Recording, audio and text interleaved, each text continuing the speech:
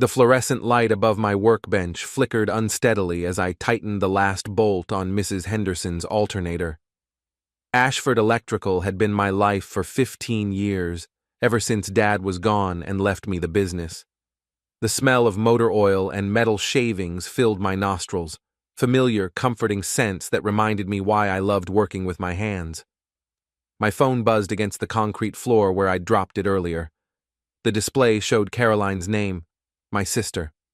At 11:30 on a Tuesday night, this couldn't be good news. "Nate here," I answered, wiping grease from my fingers with an old shop rag. Sobbing.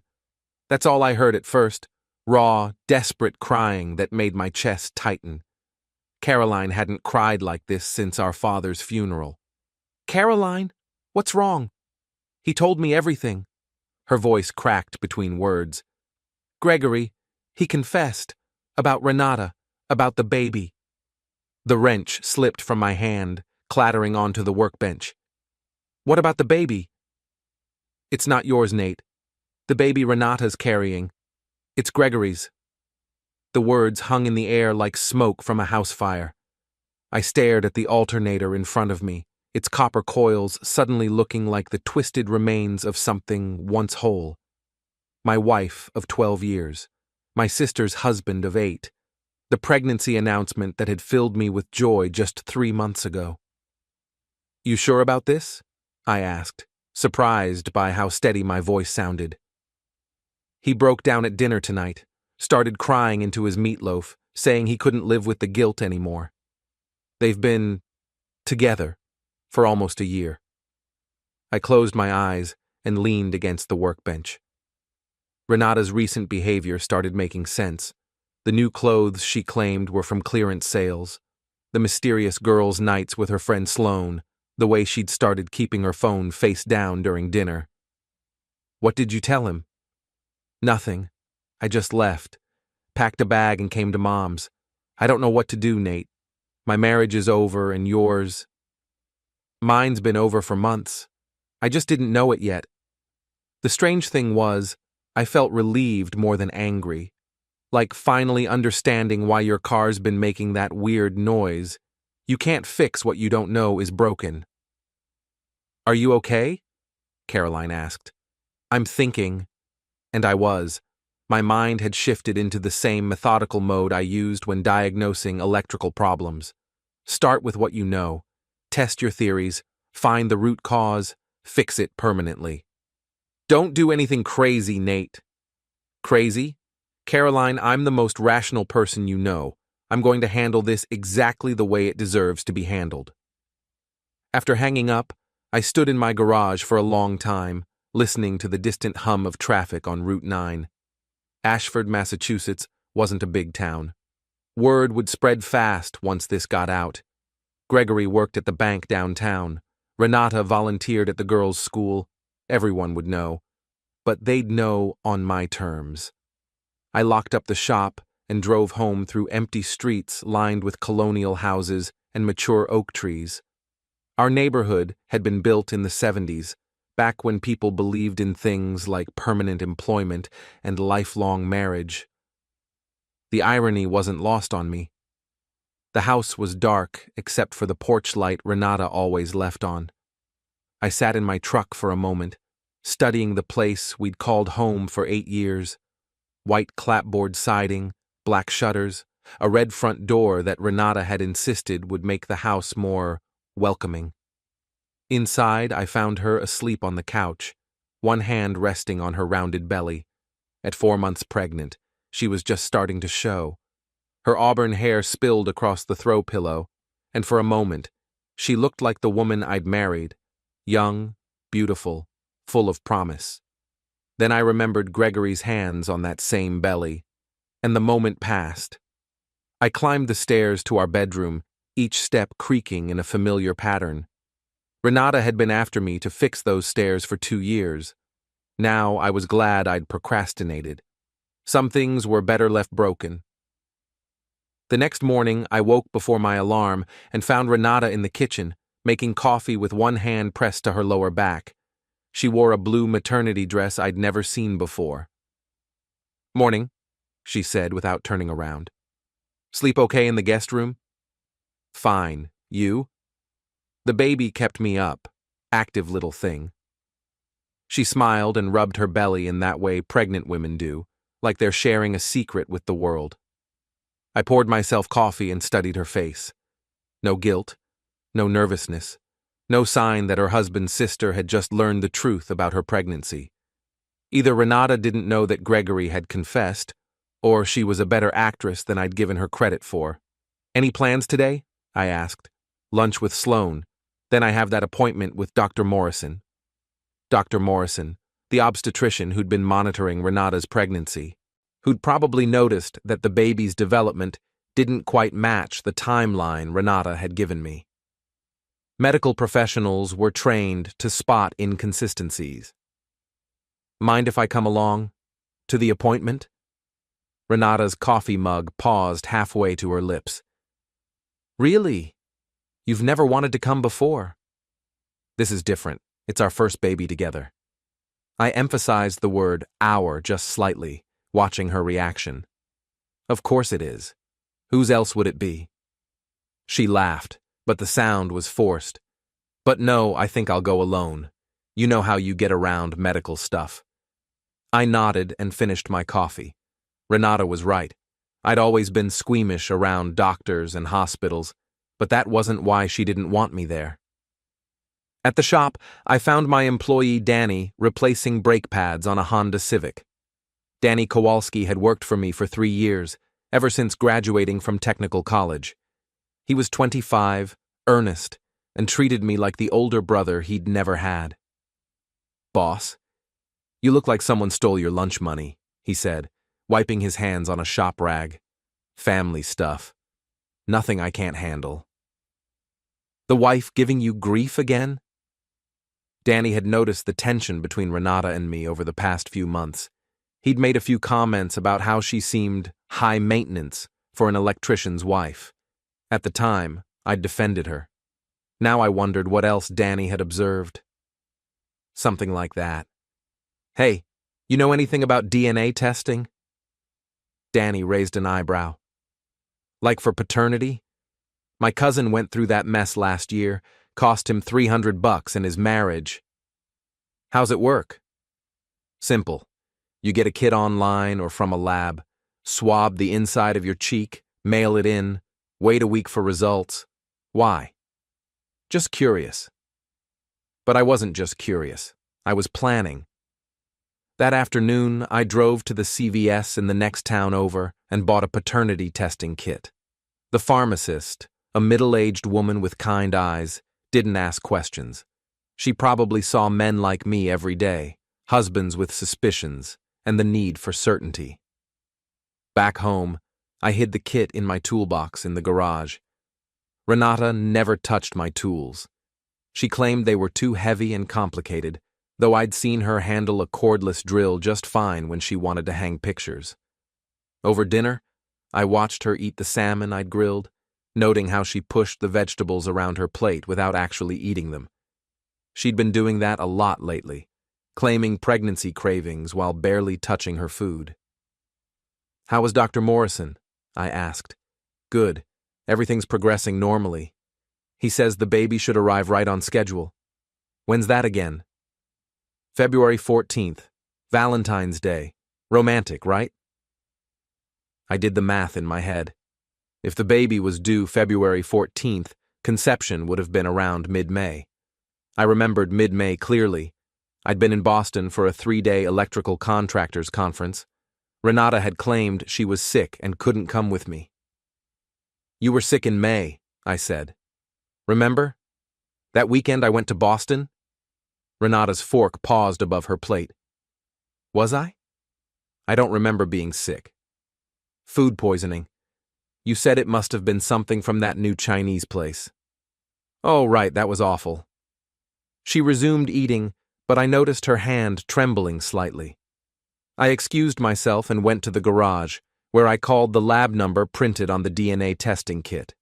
A recorded message explained the process. Collect samples from all parties, mail them in the prepaid envelope, receive results within 7 business days. All parties. That meant I'd need samples from myself, Renata, and Gregory. Getting mine would be easy. Renata's wouldn't be difficult. I could collect hair from her brush or saliva from a drinking glass. Gregory's would require more creativity. The next morning, I called Caroline. "How are you holding up?" I asked. "Terrible. I haven't slept. Gregory keeps calling, but I won't answer." "Good. Don't give him the chance to explain. There's no explanation for this." "What are you going to do about Renata?" "I'm going to prove what we already know. Then I'm going to make sure everyone else knows it too." "Nate, please don't do anything that'll make this worse." "Caroline, it can't get worse. Your marriage is over. Mine's over. The only question now is how much dignity we can salvage from the wreckage." That evening, I suggested we invite Caroline and Gregory over for dinner on Saturday. "A family dinner?" Renata looked puzzled. "Why now?" "Caroline's been stressed about work. I thought it might be nice to get everyone together. Besides, we should celebrate the pregnancy with family." Renata's face brightened. She loved playing hostess, loved the opportunity to show off our home and her cooking skills. "That's sweet of you. I'll make that roast Gregory likes." The irony was perfect. She'd cook Gregory's favorite meal while carrying Gregory's child, all while sitting across from Gregory's wife and Gregory's wife's brother. If I weren't so disgusted, I might have admired the symmetry. "I'll call them tonight," I said. Caroline answered on the first ring. "Nate, I need you to do something for me. Bring Gregory to dinner on Saturday." "Are you insane? I can't even look at him." "You can and you will. Tell him you want to work things out. Tell him you're willing to forgive him if he'll come clean to everyone else." "I don't understand." "You will. Just trust me. Can you do this?" Caroline was quiet for a long moment. "What are you planning?" "Justice. The kind that sticks." Saturday arrived gray and drizzly, typical November weather for Massachusetts. I spent the morning in the garage preparing. I'd collected the DNA samples during the week, mine from a cotton swab, Renata's from her toothbrush, and Gregory's from a coffee mug he'd left at our house months ago that I'd never gotten around to washing. The samples were already in the mail, but I wouldn't have results for another 5 days. That was fine. Tonight wasn't about proof, it was about confession. Renata spent the afternoon cooking, humming to herself as she prepared Gregory's favorite pot roast with red wine sauce. She wore a new maternity dress, navy blue with white trim, and had spent extra time on her makeup. "You look beautiful," I told her and meant it. She did look beautiful. She also looked like a woman preparing to see her lover. Caroline and Gregory arrived at 6, both looking like they were attending a funeral.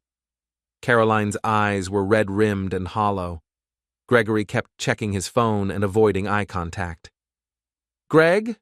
Renata hugged him a little too long, a little too tight. "I'm so glad you could make it." Gregory's face went pale. "Thanks for having us." We gathered in the dining room, around the oak table Renata had picked out when we first moved in. She'd insisted on seating 8, for when we have children and they bring friends home. Now 4 of us sat at that table, and the children she'd imagined would never exist. The conversation was stilted, forced. Caroline picked at her food. Gregory drank too much wine. Renata chattered about baby names and nursery colors, oblivious to, or ignoring, the tension crackling around the table. "We're thinking about James for a boy," she said, cutting her roast into precise pieces. "After Nate's father." I watched Gregory's reaction. A muscle in his jaw twitched, and he set down his wine glass with unnecessary force. "That's nice," Caroline said flatly. "Or maybe Gregory, if it's a boy," Renata continued, smiling at my brother-in-law. "Such a strong name." The silence that followed was deafening. Caroline's fork clattered against her plate. Gregory's face turned the color of the wine sauce. "Renata," Gregory said quietly, "maybe we shouldn't—" "Shouldn't what?" I asked. "Discuss baby names? It's exciting news. Our first child together." Again, I emphasized the word our, watching both Gregory and Renata for reactions. Gregory looked like he might be sick. Renata's smile never wavered. "Of course," she said. "Who else's would it be?" The question hung in the air like a challenge. I reached into my jacket pocket and pulled out an envelope. Not the DNA results, which wouldn't arrive for days, but something I'd prepared that afternoon. Inside were printouts of text messages I'd found on Renata's phone while she was in the shower that morning. "Funny you should ask," I said, placing the envelope on the table. The envelope sat in the center of the table like a loaded weapon. I watched three faces, my wife's, my sister's, my brother-in-law's, each reflecting different shades of confusion and growing dread. "What's that?" Renata asked, her voice artificially bright. "Evidence," I said simply. "Gregory, would you like to tell everyone what you told Caroline 3 nights ago, or should I read these text messages aloud?" Gregory's wine glass slipped from his fingers, red liquid spreading across the white tablecloth like spilled secrets. "Nate, Don't." My voice cut through his stammering. "Don't insult my intelligence with denials." Caroline was staring at Renata with a mixture of rage and disbelief. "You knew. When I called you yesterday crying about my marriage, you knew exactly why Gregory had confessed." Renata's composure finally cracked. The perfect hostess mask slipped, revealing something calculating underneath. "Caroline, you're upset. You're not thinking clearly." "I'm thinking perfectly clearly." Caroline stood up, her chair scraping against the hardwood floor. "My husband has been sleeping with my sister-in-law for almost a year. My brother's wife is carrying my husband's child, and you both thought you could keep pretending everything was normal." "The baby is Nate's," Renata said, but her voice lacked conviction. I opened the envelope and pulled out the first text message. "May 15th, from Gregory's phone to yours. Can't wait to see you tonight. Tell Nate you're sick again." I looked up at Renata. "That was the night I was in Boston, the night you had food poisoning, remember?" Renata's face had gone white. "Those could be fake. Anyone can fake text messages." "May 22nd. Last night was incredible. I love feeling our baby move inside you." I set the paper down gently. "Our baby, Renata. Not my baby. Our baby." Gregory buried his face in his hands. "I'm sorry. God, I'm so sorry. Sorry you did it, or sorry you got caught?" Caroline's voice was ice cold. "Both. All of it. I never meant for this to happen. Bullshit." The word came out harsher than I'd intended, but I was past caring about politeness. "You meant every bit of it. You meant every text message, every lie, every time you sat at this table and looked me in the eye while planning your next rendezvous with my wife." Renata was crying now, mascara running down her cheeks in dark streams. "Nate, please, let me explain." "Explain what? How you've been playing house with my sister's husband while carrying his child? How you've been lying to my face for months? Or how you thought I was too stupid to figure it out? I never thought you were stupid. Then what? Too trusting? Too boring? Too blue-collar for your refined tastes?" She didn't answer, which was answer enough. I reached into the envelope again and pulled out a photograph, a printout from Renata's social media account. "This is from your Instagram posted 6 weeks ago. You're at the Riverside Inn, having brunch with Sloane. Except Sloane wasn't there, was she?" The photo showed Renata at a table for two, but only one plate was visible, and the angle suggested someone had been sitting across from her when the picture was taken. "Gregory was there," I continued. "You cropped him out of the photo, but you forgot about the reflection in the window behind you."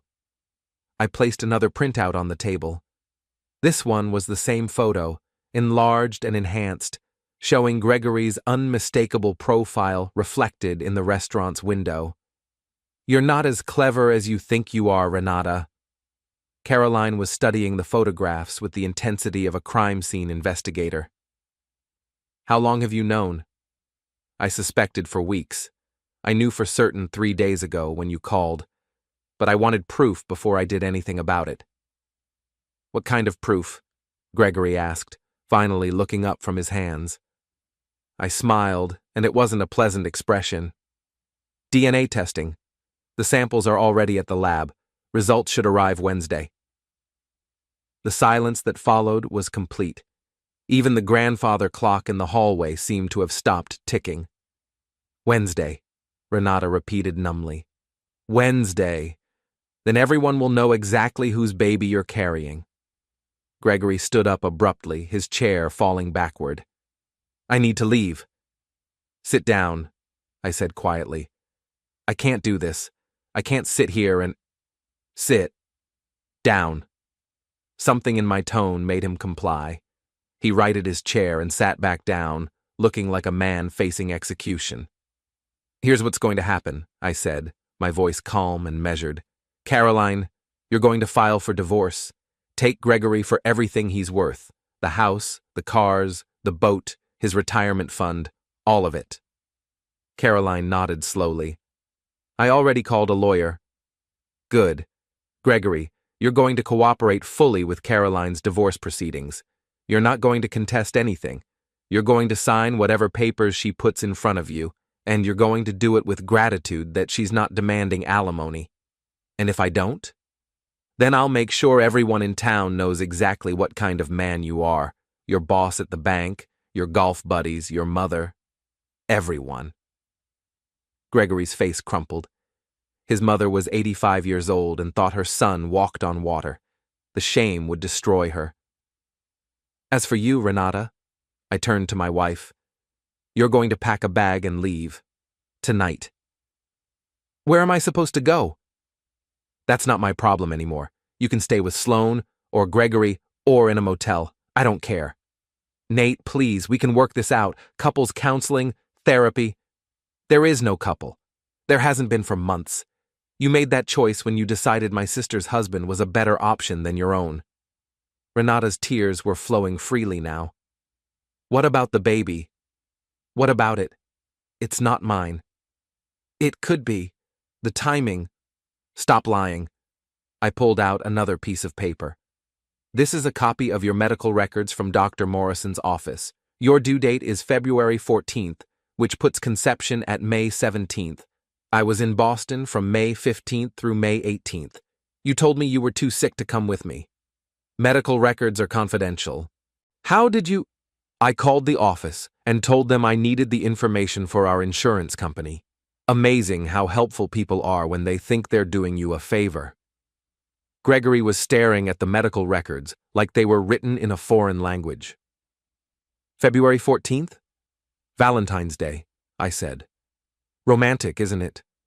Your wife will be giving birth to your child while my sister finalizes your divorce.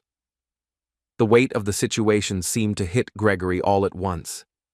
He doubled over like someone had punched him in the stomach. Oh God, what have I done? You've destroyed 2 marriages and created a child who'll grow up knowing its father chose lust over family loyalty, Caroline said. That's what you've done. Renata was looking around the table desperately, like she was searching for an ally who didn't exist. This is insane. You're all acting like I'm some kind of monster. Aren't you? I asked. What would you call a woman who seduces her sister-in-law's husband and then lies about the paternity of the resulting child? It wasn't seduction. It just happened. Nothing just happens, Renata. You made choices. Every text message, every secret meeting, every lie you told me, those were choices. I stood up and walked to the window, looking out at the street where I'd lived for 8 years. Mrs. Patterson was walking her dog. The Hendersons were bringing in their garbage cans, normal people living normal lives, unaware that the foundation of my world had just crumbled over pot roast and red wine. I want you gone by tomorrow morning, I said without turning around. This is my house, too. Check the deed. It's in my name only. You insisted on that when we bought it, remember? For tax purposes. Another choice that had seemed smart at the time, now revealed as prophetic. When I turned back to the table, Caroline was helping herself to more wine. Gregory was staring at his reflection in the dark window. Renata was clutching her belly like she was trying to protect the baby from the conversation happening around it. "What happens after the DNA results come back?" Gregory asked. "Then everyone knows the truth. No more lies, no more pretending. Your child will know who its real father is, and so will everyone else." "And us? Caroline and me?" Caroline answered before I could.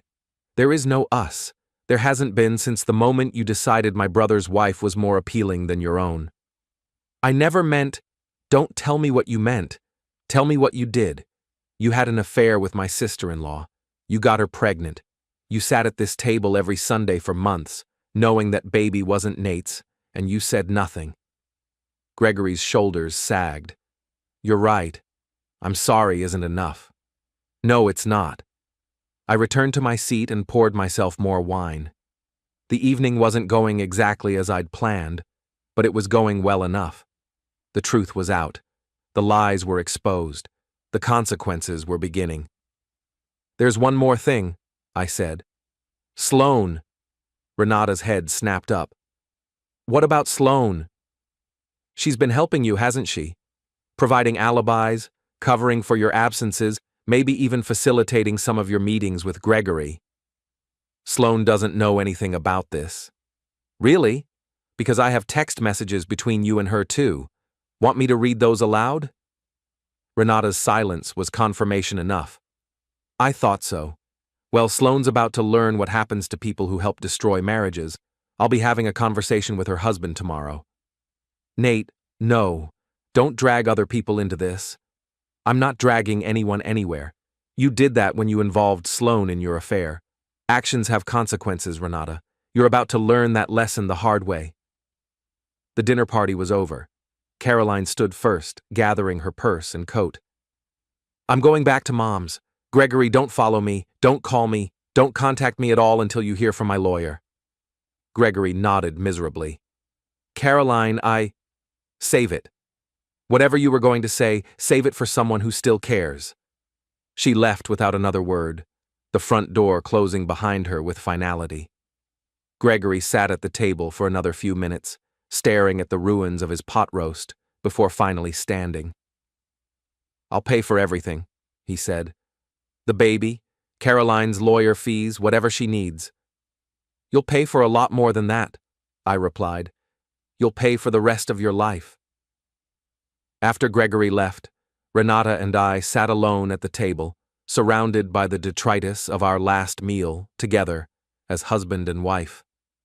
The candles she'd lit for ambiance had burned down to stubs. The flowers she'd arranged that morning were already beginning to wilt. 12 years, she said finally. 12 years of what? Marriage? We stopped being married the first time you met Gregory in secret. I loved you once. Maybe. But you loved the idea of Gregory more. She was quiet for a long time, one hand absently rubbing her belly. What happens to us? To the baby? There is no us. As for the baby, that's between you and Gregory.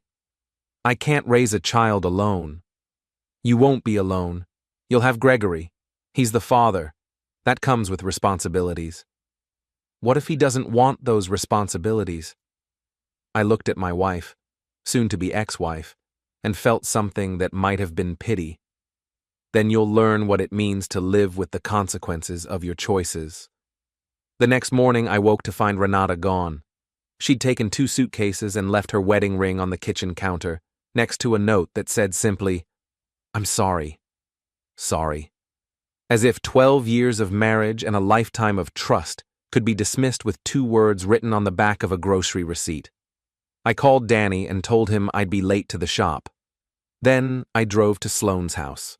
Sloane lived in a Tudor-style house on Elm Street, the kind of neighborhood where people hired landscapers and worried about property values. Her husband, Michael, was a successful insurance agent who played golf every Saturday and believed his wife spent her Thursday evenings at book club. I rang the doorbell at 8:30 in the morning, early enough to catch them both before work, but late enough to be socially acceptable. Michael answered the door in a business suit, coffee mug in hand. Nate, what brings you by so early? I need to talk to you and Sloan. About Renata. Michael's expression shifted from friendly confusion to concern. Is everything okay? Sloan mentioned Renata was having some pregnancy complications. Something like that. Can I come in? He led me to their living room, all cream-colored furniture and abstract art. Sloan appeared a moment later in a silk robe, her blonde hair perfectly styled despite the early hour. Nate, what a surprise. How's Renata feeling? That depends on how you define feeling. She's probably embarrassed, guilty, and homeless. But physically, she's fine. Sloane's smile faltered. I don't understand. Sure you do.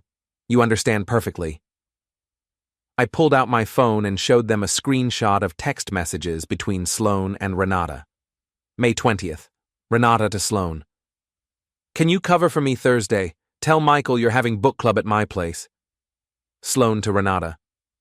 Of course. What time should I say it ends? Renata to Sloan. Late. Gregory and I need the whole evening. The color drained from Sloane's face. Michael set down his coffee mug with a sharp click.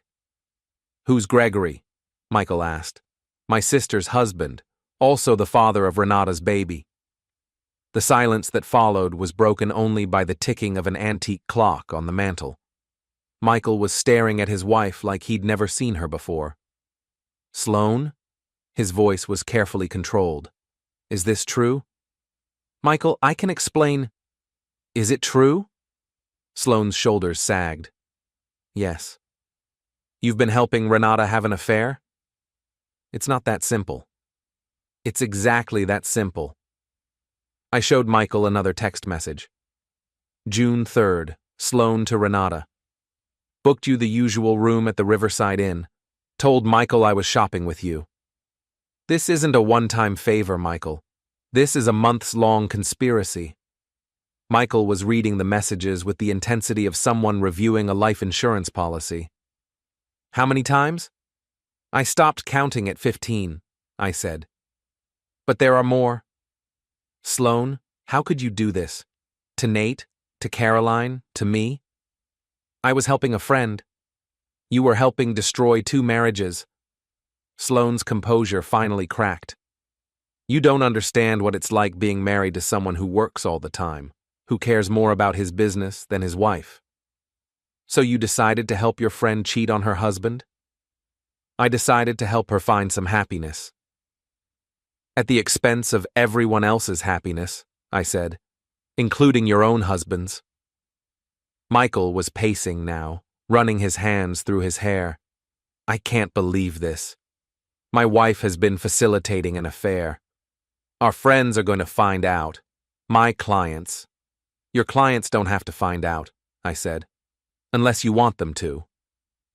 Both Michael and Sloan stared at me.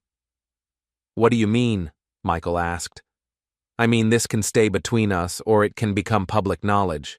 That's up to you. What do you want? Sloan asked. I want you to understand that actions have consequences. I want you to think about what you've done every time you look at your husband. And I want you to stay away from Renata. She's my best friend. She was your best friend. Now she's a pregnant woman who destroyed her marriage and helped destroy yours. Those friendships don't usually survive. I left them to work out their own marital problems and drove to the bank where Gregory worked. First National had been serving Ashford for 60 years, and Gregory had been their loan officer for 12. He was the kind of employee banks valued, steady, reliable, trusted with other people's money. The receptionist, a young woman named Jessica, smiled when she saw me. Mr. Ashford, are you here to see Mr. Holt? If he's available. Let me check. She picked up her phone and spoke quietly. He'll see you now. Conference room 2. Gregory was waiting for me with the door closed, looking like he hadn't slept in days. His usually perfect hair was disheveled, and his tie was crooked. What do you want? He asked. To discuss your future, or lack thereof. I told you I'd cooperate with Caroline's divorce. I'll give her whatever she wants. That's a start. but it's not enough. What else is there? Your job, for one thing. How do you think your boss would react if he knew you'd been having an affair with a client's wife? Gregory's face went white. Renata isn't a client. No, but I am. Ashford Electrical has 3 business accounts here, plus my personal banking. That makes me a client, and you've been having an affair with my wife. That's exactly how it'll look when I file a complaint with the bank's board of directors. Loan officer Gregory Holt has been conducting an inappropriate relationship with the spouse of a significant commercial client. The bank's reputation could be damaged by association. Gregory slumped in his chair. You're going to get me fired. I'm going to give you the opportunity to resign. Quietly, professionally, with a letter of recommendation that doesn't mention your extracurricular activities. And if I don't resign? Then I file the complaint, and you get fired for cause. No recommendation letter, no severance package, and a black mark on your employment record that'll follow you to every bank in Massachusetts. Gregory was quiet for a long time, staring at his hands. I have a mortgage, car payments. If I lose this job, you should have thought about that before you decided my wife was more interesting than your own. When? End of the week. Tell them you've decided to pursue other opportunities. I left Gregory to contemplate his shrinking list of options and drove to the high school where Renata volunteered. She'd been helping with the drama department for 3 years, painting sets and organizing costume donations. The drama teacher, Mrs. Kellerman, was a theatrical woman in her 50s who treated every conversation like a performance. Nathaniel, how wonderful to see you. How's our dear Renata? She missed rehearsal last night. Renata won't be volunteering anymore. She's dealing with some personal issues. Oh dear, nothing serious, I hope. Serious enough? You'll need to find someone else to help with the costumes. Mrs. Kellerman's face fell. But the fall production is next week. Renata promised she'd have all the alterations finished. Then you'll need to find another seamstress. Renata has other priorities now. I could see the questions forming in Mrs. Kellerman's eyes, but I didn't wait for her to ask them. By tomorrow, the whole school would be buzzing with speculation about why Renata Ashford had suddenly abandoned her volunteer commitments. The DNA results arrived on Wednesday, exactly as promised. I opened the envelope in my truck outside the post office, even though I already knew what it would say. The baby was not mine. Probability of paternity, 0%. Gregory Holt was the biological father. Probability of paternity, 99.997%. I drove to Caroline's lawyer's office and handed her the results. She read them without expression, then filed them in a folder marked Holt, Caroline v. Gregory. This makes things simpler, she said. Gregory won't be able to claim any assets are needed for child support. The baby isn't his wife's responsibility. What about Renata? What about her? She's not my client. I mean, what happens to her? The lawyer, a sharp-faced woman named Patricia Morse, shrugged. That's between her and Gregory. If she wants child support, she'll have to file her own paternity suit. I spent the rest of the week watching my old life disintegrate with methodical precision. Gregory resigned from the bank, citing personal reasons. Sloane stopped answering her phone and avoided her usual haunts around town. Renata had apparently moved in with her sister in Springfield, 30 miles away. Caroline filed for divorce on Friday, citing adultery and requesting dissolution of all marital assets. Massachusetts was a no-fault divorce state, but adultery still mattered when it came to property division. Gregory would be lucky to keep his car. That evening, I sat in my empty house, surrounded by the remnants of 12 years of marriage. Renata had taken her clothes and personal items, but everything else remained. The furniture we'd chosen together, the wedding photos on the mantel, the coffee maker that brewed 2 cups every morning out of habit. I should have felt victorious. I'd exposed the affair, destroyed the conspirators, and emerged with my dignity intact. Instead, I felt hollow, like a building after a controlled demolition, still standing, but gutted inside. My phone rang. Danny's name appeared on the display. "Boss? You okay? You've been acting weird all week." "I'm fine. Just dealing with some personal stuff." "Want to grab a beer? Talk about it?" I almost said yes. Danny was a good kid, loyal and honest. He'd listen without judgment and offer whatever support he could. But this wasn't the kind of problem that could be solved over beer and conversation. "Thanks, but I need to handle this myself. If you change your mind, I'll be at Murphy's until closing." After hanging up, I walked through the house, room by room, cataloging the damage. The guest bedroom where I'd been sleeping for months. The kitchen where Renata had cooked Gregory's favorite meals. The living room where we'd hosted dinner parties and game nights, playing at being a happy couple while she planned her next rendezvous with my sister's husband. In the master bedroom, I found something I'd missed during my earlier searches. A small jewelry box hidden in the back of Renata's closet. Inside were items I'd never seen before: a gold bracelet, a pair of diamond earrings, a hotel key card from the Riverside Inn. Gifts from Gregory. Tokens of their affair, hidden away like buried treasure. I threw the jewelry box in the trash and stripped the bed, stuffing the sheets and pillowcases into garbage bags. Then I opened all the windows, trying to air out the scent of betrayal that seemed to permeate every surface. By Saturday morning, I'd made a decision. The house held too many memories, too many reminders of a life that had been built on lies. I called a real estate agent and put it on the market. "Are you sure about this?" the agent asked. "It's a seller's market, but moving is stressful. Maybe you should wait until things settle down." "Things are settled. I just need a fresh start." The agent, a middle-aged woman named Ruth, nodded sympathetically. "Divorce?" "Something like that." Within a week, I had 3 offers above asking price. I accepted the highest one and began looking for a smaller place closer to the shop. Something without a dining room table that seated 8 or a master bedroom that echoed with broken promises. The closing was scheduled for the end of November. Until then, I lived like a ghost in my own house, sleeping in the guest room and eating takeout at the kitchen counter. I'd packed most of my belongings into boxes, leaving only the essentials. It was during this liminal period that Renata called. "Nate? It's me." Her voice sounded different, smaller, uncertain. The confident woman who'd planned elaborate dinner parties and managed volunteer committees had been replaced by someone who sounded lost. "What do you want, Renata?" "To talk. To explain." "There's nothing to explain.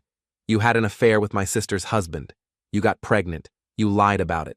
What else is there?" "I made a mistake. You made dozens of mistakes. Every text message, every secret meeting, every lie you told me, those were all mistakes."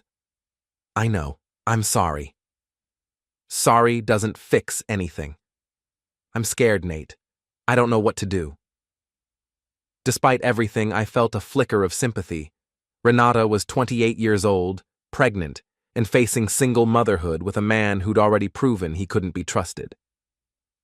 "What about Gregory?" "He won't return my calls. I think he's planning to leave town." "Smart man." "Nate, please, can we meet, just to talk?" "No." "I'm still your wife." "No, you're not. You stopped being my wife the first time you met Gregory behind my back. The divorce papers just make it official." "I never filed for divorce." "I did. This morning. You'll be served next week." The silence stretched so long I thought she'd hung up. "I loved you," she said finally. "Maybe. But not enough." After I hung up, I sat in my empty living room and tried to remember what love felt like. Not the desperate passion Renata had felt for Gregory, but the steady, reliable love that builds marriages and families. I'd felt it once, I was sure, but it seemed as distant now as childhood, something that belonged to a different person in a different life. The DNA results were public record now, available to anyone who cared to look. The story had spread through Ashford like wildfire, the electrician whose pregnant wife had been cheating with her sister-in-law's husband. Some people expressed sympathy. Others whispered that I must have done something to drive her away. I didn't care what they whispered. The truth was more powerful than gossip, and the truth was on my side. But truth, I was learning, was a cold comfort when you were eating dinner alone every night and sleeping in a house that felt like a mausoleum. 3 weeks after putting the house on the market, I received an unexpected visitor. I was in the garage, organizing tools for the move, when I heard a car door slam in the driveway. Through the window, I saw a silver Mercedes, expensive, pristine, not the kind of car that usually visited my neighborhood. The woman who emerged was tall, elegant, wearing a charcoal business suit that probably cost more than most people made in a month. She had steel gray hair pulled back in a perfect chignon and the kind of confidence that came from never having to worry about money. I didn't recognize her until she spoke. "Mr. Ashford, I'm Victoria Holt, Gregory's mother." I'd heard about Victoria Holt but never met her. She lived in Boston, moved in circles that included museum boards and charity galas, and had never approved of Gregory's marriage to my blue-collar sister. Caroline had always been intimidated by her mother-in-law's wealth and sophistication. "Mrs. Holt, this is unexpected." "I'm sure it is. May I come in?" I led her through the garage into the kitchen, acutely aware of the takeout containers on the counter and the boxes stacked against the walls. Victoria Holt surveyed the scene with the practiced eye of someone accustomed to evaluating real estate. "I understand you're moving. Fresh start. Yes, I imagine you need one." She sat down at the kitchen table without being invited, crossing her legs with practiced elegance. "I've come to discuss my son's situation." "Your son's situation is his own fault. Nevertheless, it affects the entire family, including an innocent child." I poured myself coffee and offered her some, which she declined. "The child isn't my responsibility." "No, but it is Gregory's, and by extension mine." Victoria Holt reached into her purse and withdrew a leather portfolio. "I have a proposition for you." "I'm listening." "I want to buy your silence." I set down my coffee mug carefully. "Excuse me?" "This scandal has already damaged my family's reputation. Gregory has lost his job, Caroline is filing for divorce, and there's a child involved who will grow up bearing the stigma of this affair. I want to minimize further damage." "By buying my silence." "By compensating you for your discretion. In exchange for a substantial financial settlement, you agree not to discuss this matter publicly. No interviews with reporters, no social media posts, no gossip with neighbors." "How substantial?" She opened the portfolio and slid a document across the table. $250,000, tax-free, deposited into an account of your choosing. I read the document carefully. It was a non-disclosure agreement, professionally drafted and legally binding. In exchange for $250,000, I would agree never to discuss Gregory's affair with Renata, the paternity of the child, or any related matters. This is quite a lot of money for someone who doesn't want her family's dirty laundry aired in public. My family has a reputation to maintain. I have business interests that could be affected by scandal. What kind of business interests? I sit on several corporate boards. I chair 2 charitable foundations. I have investments in companies that value discretion and stability. A personal scandal involving my son could have far-reaching consequences. I leaned back in my chair, studying Victoria Holt's composed face. "You're not here because you're worried about gossip. You're here because you're worried about money. I'm here because I want to protect my family's future, including the future of an innocent child who deserves better than to grow up as the subject of small-town scandal." "The child you're talking about is your grandchild?" "Yes, and I intend to provide for it regardless of the circumstances of its conception." "What about Renata? Is she part of this deal?" "Ms. Ashford will receive her own compensation package, contingent on similar discretion." "And Gregory?" "Gregory will do as he's told." The coldness in her voice suggested that Gregory's compliance wasn't optional. Victoria Holt was the kind of woman who solved problems with money and expected results. What happens if I refuse? Then you refuse. I can't force you to accept my offer. But you can make my life difficult if I don't. She smiled, and it wasn't a pleasant expression. Mr. Ashford, I have no interest in making your life difficult. I simply want to resolve this situation with minimal damage to all parties involved, including yourself. Including myself. I stood up and walked to the window, looking out at the street where I'd lived for 8 years. Mrs. Patterson was walking her dog again. The Hendersons were raking leaves. Normal people living normal lives, unaware that a woman worth millions was sitting in my kitchen, trying to buy my silence about her son's affair. I need time to think about it. Of course, but I'll need an answer by Friday. And if I say no, then you say no. But consider this, Mr. Ashford, you're starting over. A new house, a new life, a chance to put this unpleasantness behind you. $250,000 could make that transition considerably easier. After Victoria Holt left, I sat at my kitchen table staring at the non-disclosure agreement. $250,000 to keep quiet about something everyone in town already knew. It seemed like easy money until I considered what I'd be giving up. My right to tell my story, my right to warn other men about Gregory's character, my right to ensure that Renata faced the full consequences of her actions. I called Caroline. Victoria Holt just left my house. Gregory's mother? What did she want? To buy my silence, $250,000 to sign a non-disclosure agreement. Caroline was quiet for a moment. That's a lot of money. It is. Are you going to take it? I don't know. What do you think? I think Victoria Holt doesn't offer that kind of money unless she's really worried about something. Maybe there's more to this story than we know. Like what? Like maybe Gregory has done this before. The thought had occurred to me, but I hadn't pursued it. Now, with Victoria Holt's offer on the table, it seemed worth investigating. How would we find out? I still have access to Gregory's computer. He never changed the passwords after I moved out. That's probably illegal. So is adultery. That evening, Caroline came over with her laptop. She'd logged into Gregory's email account and was scrolling through months of messages. Look at this, she said, pointing to an email from 6 months ago. It's from a woman named Jennifer Morrison. Thank you for last night. I can't wait to see you again. Who's Jennifer Morrison? I have no idea, but there are dozens of emails from her, going back almost 2 years. Caroline clicked on another message. I know you're married, but what we have is special. I'm willing to wait for you to figure things out. He was having an affair before Renata. Multiple affairs from the look of it.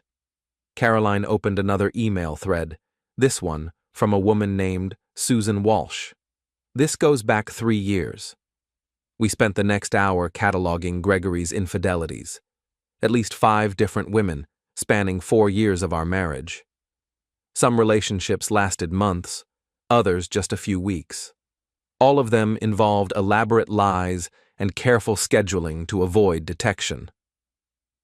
I was married to a serial cheater, Caroline said, her voice hollow. All those business trips, all those late nights at the office, he was building a catalog of affairs. Did you suspect? Never. I thought he was just dedicated to his career. I thought about Renata's pregnancy, about the timing that had seemed so convenient. Maybe Renata wasn't special. Maybe she was just next in line. Until she got pregnant.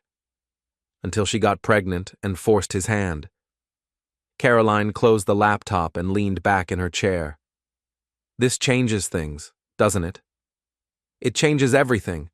Victoria Holt isn't trying to protect her son from one scandal. She's trying to protect him from exposure as a habitual adulterer. What are you going to do? I looked at the non-disclosure agreement still sitting on my kitchen table. I'm going to decline Mrs. Holt's generous offer. And then? And then I'm going to make sure everyone knows exactly what kind of man Gregory Holt really is. The next morning, I called Victoria Holt's office and left a message declining her offer. Then I drove to the offices of the Ashford Gazette, the local weekly newspaper that covered everything from town council meetings to high school football games. The editor, a rumpled man named Bob Fitzgerald, listened to my story with growing interest. He'd known my family for years and had covered my father's passing and the transfer of the business to me. "This is quite a story," he said when I finished, "but I'll need documentation." I handed him copies of the DNA test results, the divorce filings, and selected email printouts that Caroline had provided. "Will this do?" Bob studied the documents carefully. "This'll do just fine. When do you want to run it?" "Next week's edition. Front page? If you think it merits it." Bob grinned. "Oh, it merits it. Local bank officers' affairs destroy 2 marriages. That's front page material in a town this size." The story ran the following Thursday, complete with photographs and a timeline of events. By Friday afternoon, everyone in Ashford knew that Gregory Holt had been conducting multiple affairs, that he'd fathered a child with his sister-in-law, and that his mother had tried to buy the victim's silence. My phone rang constantly, reporters from larger newspapers, friends offering support, acquaintances seeking details. I answered some calls and ignored others, but I didn't hide from the attention. On Saturday morning, I found Victoria Holt waiting in my driveway again. This time she looked less composed. Her perfect hair was slightly mussed, and there were lines of stress around her eyes. "You made a mistake, Mr. Ashford. I made a choice. You've destroyed my son's life. Your son destroyed his own life. I just made sure people knew about it. That newspaper story will follow him forever. Every time someone searches his name online, they'll find it. Good. Maybe it'll save some other woman the trouble of finding out what kind of man he is the hard way." Victoria Holt's composure finally cracked. "You have no idea what you've done. Gregory is my only child, my only family. Then you should have raised him to be a better man." She stared at me for a long moment, and I saw something like recognition in her eyes. "You're not going to be satisfied with destroying Gregory, are you?"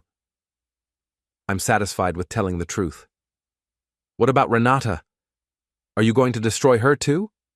"Renata destroyed herself. I'm just making sure she doesn't get away with it." Victoria Holt got back in her Mercedes and drove away without another word.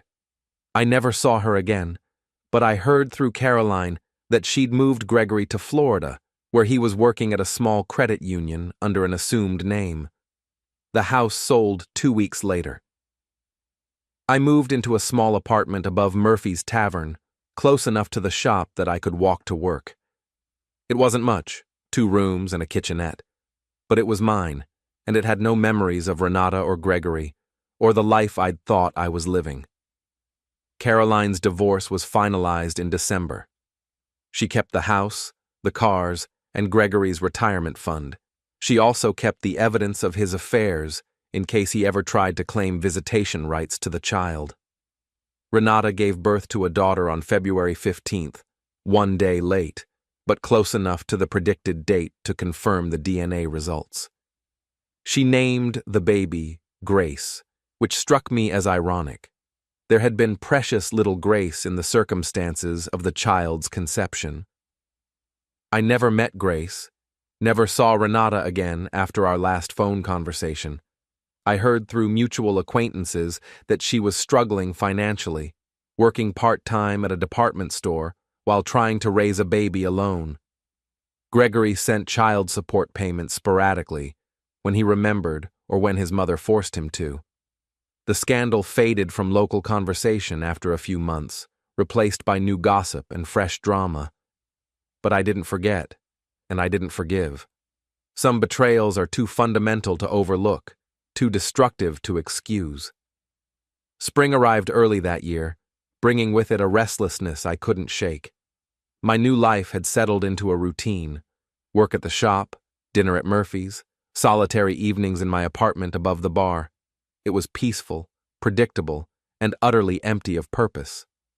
Then, Danny brought me news that changed everything. "Boss, you're not going to believe this," he said, bursting into the shop on a Tuesday morning in March. "Gregory Holt is back in town." I looked up from the invoice I was reviewing. "That's impossible. He moved to Florida. I saw him myself, at the grocery store, buying baby formula." "Baby formula?" "Yeah, and he looked terrible, like he hadn't slept in weeks." I set down the invoice and gave Danny my full attention.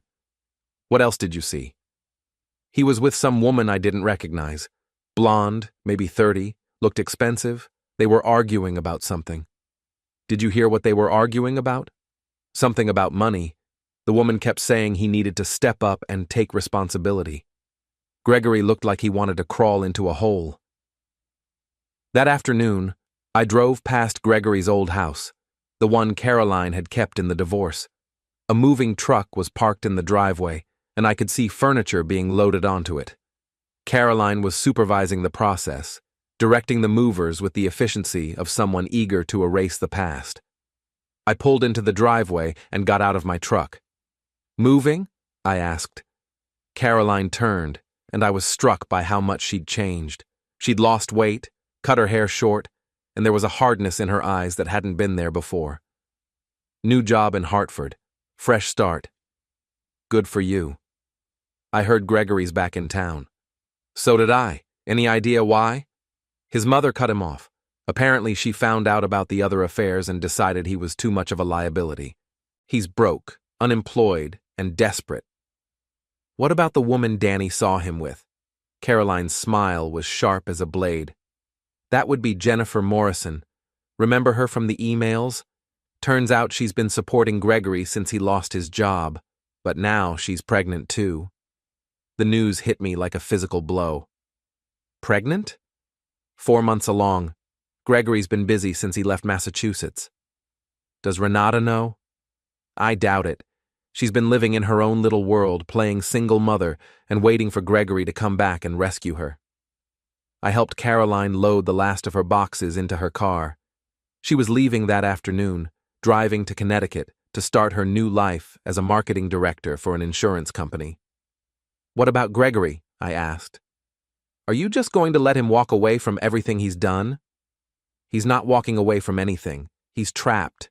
2 pregnant women, no job, no money, and a reputation that follows him everywhere he goes. That's punishment enough." But it wasn't punishment enough for me. Gregory had destroyed 2 marriages, fathered children he couldn't support, and caused pain that would ripple through generations. He deserved consequences that matched the scope of his crimes. After Caroline left, I drove to the address Danny had given me, a rundown motel on the outskirts of town where Gregory was apparently staying. The Sunset Motor Lodge had seen better days, probably sometime in the 1970s. The parking lot was cracked asphalt and weeds, and half the neon sign was burned out. I found Gregory's room and knocked on the door. "Who is it?" The voice was muffled, suspicious. "Nate Ashford." The silence stretched so long I thought he might not answer. Then the door opened, revealing a man who barely resembled the confident bank officer I'd known. Gregory had lost at least 20 pounds. His hair was unwashed and unkempt, and his clothes looked like he'd been sleeping in them. "What do you want?" "To talk." "We have nothing to talk about." "We have plenty to talk about. Jennifer Morrison, for one thing." Gregory's face went pale. "How do you know about Jennifer?" "Small town. Word gets around. Can I come in?" He stepped aside reluctantly, and I entered a room that smelled of cigarettes and desperation. The bed was unmade, fast food containers littered the small table, and empty beer bottles lined the windowsill. "Nice place," I said. "It's temporary." "Everything's temporary with you, isn't it? Jobs, relationships, responsibilities." Gregory sat on the edge of the bed and put his head in his hands. "What do you want, Nate?" "I want to understand how one man can cause so much damage and feel so little remorse." "You think I don't feel remorse? I think about what I've done every day." "Do you?" Do you think about Caroline crying herself to sleep every night for months? Do you think about Renata struggling to raise your daughter alone? Do you think about the child Jennifer's carrying, who'll grow up with a father who can't even support himself? I never meant for any of this to happen. But it did happen. And now you're here, hiding in a motel room, hoping everyone will just forget about the mess you've made. Gregory looked up at me with red-rimmed eyes. What do you want me to do? I can't change what happened. No.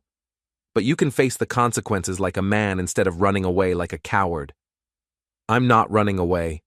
Aren't you? You left town after the scandal broke. You've been avoiding child support payments. You're hiding from Jennifer, from Renata, from everyone who has a legitimate claim on your attention. I don't have any money. My mother cut me off. I can't get a job, and I'm barely surviving on what Jennifer gives me. Then get a job, any job. Stock shelves, flip burgers, clean offices. Do whatever it takes to support the children you fathered. It's not that simple.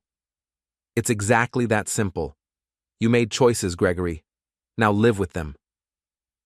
I left him sitting on that motel room bed, staring at the wall like it might provide answers to questions he was afraid to ask. But I wasn't done with Gregory Holt. Not even close. The next morning, I called Jennifer Morrison. I'd gotten her number from Caroline, who'd found it in Gregory's old phone records. Jennifer answered on the third ring, her voice cautious. Hello? Ms. Morrison? This is Nate Ashford. I think we need to talk. I don't know any Nate Ashford. I'm Gregory Holt's former brother-in-law, the husband of the woman he got pregnant last year. The silence that followed told me everything I needed to know. What do you want? She asked finally. To meet, to discuss our mutual problem. Gregory isn't a problem. He's a serial adulterer who's fathered children with at least 2 women in the past year. If you don't consider that a problem, you're more naive than I thought. We agreed to meet at a coffee shop in the next town over, neutral territory where we were unlikely to be recognized. Jennifer Morrison turned out to be exactly what I'd expected. Attractive, well-dressed, and desperately trying to maintain the illusion that her relationship with Gregory was somehow different from all his others. Gregory loves me, she said after I'd explained the situation. What happened with your wife was a mistake. What happened with my wife was part of a pattern. Gregory has been cheating on his spouses for years. You're just the latest in a long line of women who thought they were special. You're lying. I pulled out copies of the emails Caroline had printed, the ones documenting Gregory's various affairs. Jennifer read them with growing horror, her face growing paler with each page. He told me he'd never done anything like this before, she whispered. Gregory tells every woman what she wants to hear. That's his talent. But I'm pregnant. We're planning to get married. Are you? Has he proposed, set a date, introduced you to his family? Jennifer's silence was answer enough. He's using you, I continued. Just like he used Renata, just like he used Caroline. You're providing him with money and shelter while he figures out his next move. What next move? Running away again. Disappearing before the baby is born, before he has to face the reality of supporting another child. Jennifer was crying now, mascara running down her cheeks in dark streams. What am I supposed to do? Stop supporting him. Stop enabling his behavior. Make him face the consequences of his actions. But if I throw him out, where will he go? That's not your problem. You're not responsible for Gregory's choices, but you are responsible for your own. I left Jennifer sitting in that coffee shop, staring at the evidence of Gregory's serial infidelity. Whether she would act on what she'd learned remained to be seen, but at least she could no longer claim ignorance. 2 days later, I got my answer. Danny saw Gregory at the bus station, buying a ticket to somewhere far away. He had one suitcase and the desperate look of a man running out of options. Did you see where he was going? I asked. California, I think. Los Angeles. Alone? Yeah, Jennifer wasn't with him. So Gregory was running again, abandoning his responsibilities and leaving others to clean up his mess. But this time, I wasn't going to let him disappear quietly. I called the Ashford Gazette and spoke to Bob Fitzgerald. I have an update on the Gregory Holt story. What kind of update? He's back in town, got another woman pregnant, and now he's fleeing to California to avoid child support obligations. That's news. Can you prove it? I can prove all of it. The follow-up story ran the next week, complete with photographs of Gregory at the bus station and quotes from Jennifer Morrison about their relationship.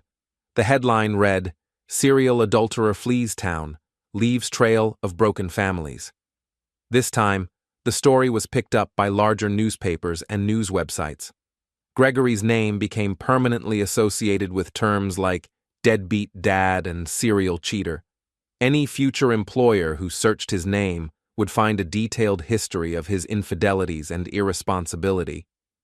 But I still wasn't satisfied. Gregory was gone, but the damage he'd caused remained. Renata was struggling to raise his daughter alone. Jennifer was facing single motherhood with no support system. Caroline had rebuilt her life, but the scars of betrayal would never fully heal. Then I had an idea.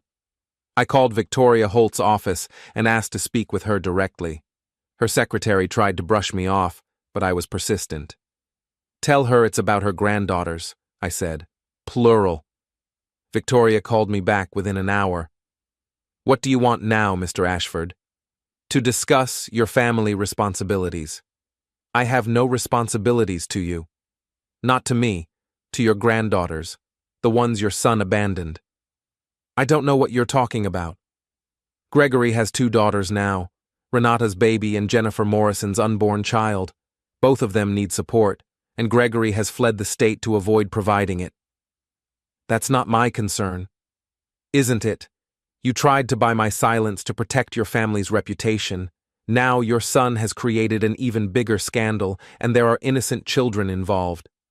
Victoria was quiet for a long moment. "What do you want me to do?" "Be a grandmother. Provide for the children your son won't support." "Why would I do that?" "Because it's the right thing to do. And because if you don't, I'll make sure everyone knows that Victoria Holt abandoned her own granddaughters to protect her precious reputation." "You're blackmailing me." "I'm offering you a chance to do the right thing for once." 3 weeks later, I received a call from Renata. Her voice was different, stronger, more confident than I'd heard in months. "Nate, I wanted to thank you." "For what?" "Victoria Holt contacted me. She's setting up trust funds for Grace and Jennifer's baby. Full college tuition, plus monthly support payments until they're 18. "That's good news." "She said you convinced her to do it." "I pointed out her responsibilities. She made the choice. Either way, thank you. Grace will have opportunities I never could have given her alone." After hanging up, I sat in my apartment above Murphy's Tavern and considered what I'd accomplished. The sounds of the bar drifted up through the floorboards. Low voices, the clink of glasses, muted laughter, reminders that life was continuing all around me, whether I felt part of it or not.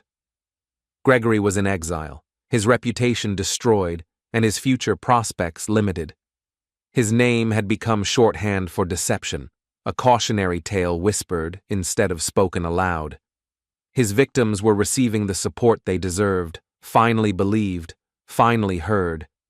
Justice, of a sort, had been served. But the victory felt hollow. I'd spent months orchestrating Gregory's downfall, calculating every move, every disclosure, every consequence. And for what? My marriage was still over, reduced to paperwork and memories I didn't revisit. My sister had moved away to start fresh, taking with her the last piece of family that had anchored me to Ashford. The life I'd built there, the routines, the familiar faces, the sense of belonging, was gone, replaced by a solitary existence above a bar where I fell asleep to closing time and woke up to delivery trucks. The next morning, I made a decision that surprised even me. It wasn't dramatic or emotional. It was quiet, almost mundane. I called a real estate agent and asked her to find me a house.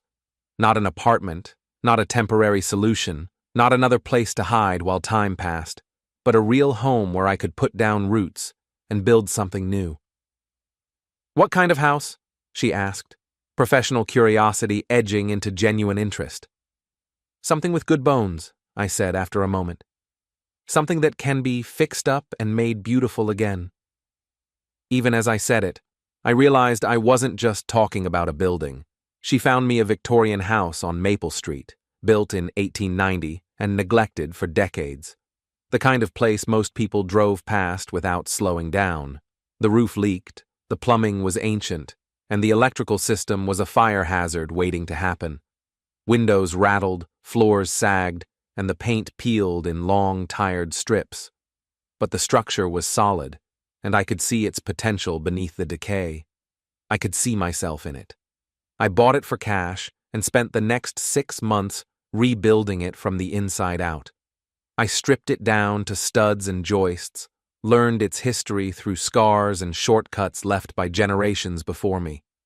New wiring, new plumbing, new roof, fresh paint on every surface. It was hard work, physically exhausting, mentally demanding, but satisfying in a way that revenge had never been.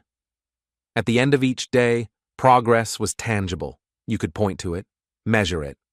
Danny helped with the renovation, learning skills that would serve him well when he eventually took over Ashford Electrical. We worked mostly in silence, radios off, focused on the task in front of us. But it was comfortable silence, the kind that comes from shared purpose and mutual respect. No explanations needed, no old wounds reopened. "You know," Danny said one afternoon as we installed new kitchen cabinets, wiping sawdust from his hands, "you seem different lately." "Different how?" I asked, checking the level again. "Happier. More like yourself." I considered that as I measured the space for the next cabinet, the tape snapping back into place. "Maybe I'm finally figuring out something important," I said. "Who I am without all the anger." "You had a right to be angry," he said immediately. "I did," I agreed. "But anger's a tool, not a lifestyle. You use it to fix what's broken, then you put it away and move on."